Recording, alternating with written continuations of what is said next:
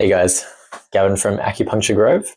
In this video, I just wanted to cover the question of what kind of conditions can acupuncture potentially help with. I've got a bit of a nuanced, counterintuitive answer to this one that I wanted to share with you now. So let's dive in. All right, so I just want to start by saying that I don't believe acupuncture treats anything, any kind of condition. But what I will say is somebody with a specific condition or issue may be helped by an acupuncturist. So what do I mean by that? In healthcare, we can tend to get caught up in a modality versus condition kind of mentality. And it's going to be really useful for public health and kind of like general ideas, but it's less useful on a one-on-one clinical face-to-face kind of level, because in the clinic, we're working with people. So when you come in for acupuncture, it's not like we lay down the acupuncture needles next to you and all of a sudden they fix you and you walk on out happy. It's a relationship and an interaction between two people. So the acupuncturist, the person applying the technique, it's just a tool. So the person using the tool and then the person receiving it. And then the other thing to know is that when we're using acupuncture, it's not the acupuncture. If you feel better from it, it's not because of the needles, it's because of what your body has done from the needles. So it's actually your body's ability to heal, repair, regenerate that we're trying to tap into and encourage. But ultimately, it's you that gets better. It's not the acupuncture forcing it or doing it, so to say. So I just wanted to sort of run through a few things that are going to come into play in the clinic that are going to influence whether acupuncture is going to be the right fit for you, whether it's going to be able to help you out, whether it's going to be able to completely resolve something or just a little bit or whatever it may be. So there are a lot of things that are going to come into play. It's not as simple as like, is acupuncture going to work for my leg pain or whatever it is. So I've written a little list so I don't sort of forget anything. And this is not an exhaustive list. This is just a few things that I've kind of written down. But it kind of gives you an idea of the nuance that goes into the treatment process. So first of all, we've got to look at the severity of your condition coming in. So essentially, how bad is it? How long has it been going on for? We've also got to look at like other complicating factors, like is there a systemic kind of disease or a genetic component? Are there other sort of injuries or complicating factors? So we've got to take that into account. Obviously, the more severe something is, the longer it may take to respond, or the more difficult it may be to treat. So just take that into account. Then we've also got like each person has a innate capacity to heal. Obviously, when we're younger, we tend to bounce back from things a lot easier, and as we get older, not so much. So we've got to take that into account. And people are just going to be at different stages and have different healing capacities, and we've just got to work with that. So that will be part of the process too. Then there's other lifestyle factors. So outside of the clinic, I mean, if I'm just seeing you once a week for 45 minutes, an hour, that's a lot of time outside for you to be doing things differently, like what you're eating, what kind of exercise you're doing, how you're sleeping.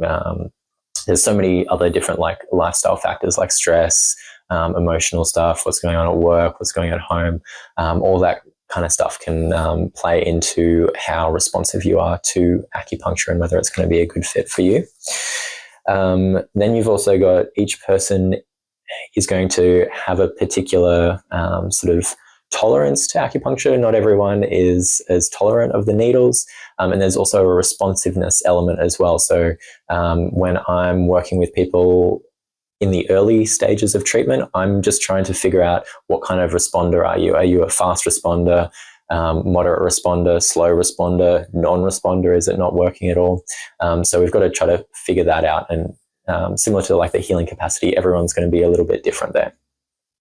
And then we've also got like things like scheduling kind of things. Are you going to be able to come in at the right frequency required to make progress for your condition? So, I mean, if you're in serious pain or something like that, but you can only come in once a month, it's probably not, we're not really going to make a lot of headway that way. So we've got to make sure that you're coming in at the right frequency as well. And that we do enough treatments to give things a good try to make sure, we're giving it our best shot of getting you better.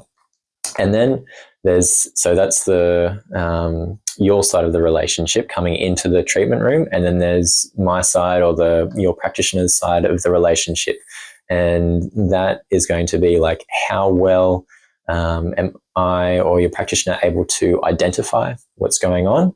How are we able to like zero in and treat that appropriately? What kind of treatment tools are we using, and are we using them at the right time as well? Timing is very important with treatment. So there are a lot of different, acupuncture isn't just as simple as sticking needles in points.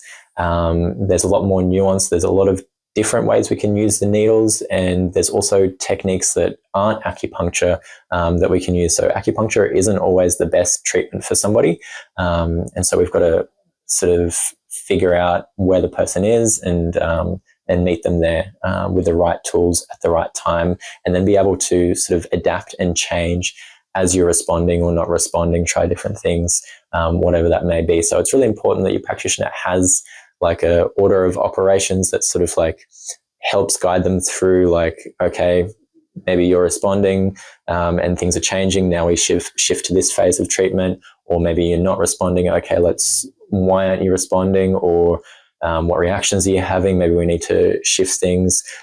Treatment can also give us like diagnostic information and help us guide our treatment that way too. So it's important that your practitioner has like a map and process to work through. Then there's also the ability to work with you and any lifestyle stuff that might be affecting it. So how effective is your practitioner at sort of educating you on the different things that you might need to change, or giving you specific exercises to help you rehab and stuff like that. These can be really important for the longevity of your results. If acupuncture is helping you out, but you don't change the things in your lifestyle that have created that issue initially, you'll probably wind up coming back into the office sooner or later. So there's an important part of the relationship as well, in terms of just communicating those things. So yeah, those are just a few little things that I sort of rattled off my head. Obviously there's more that goes into it.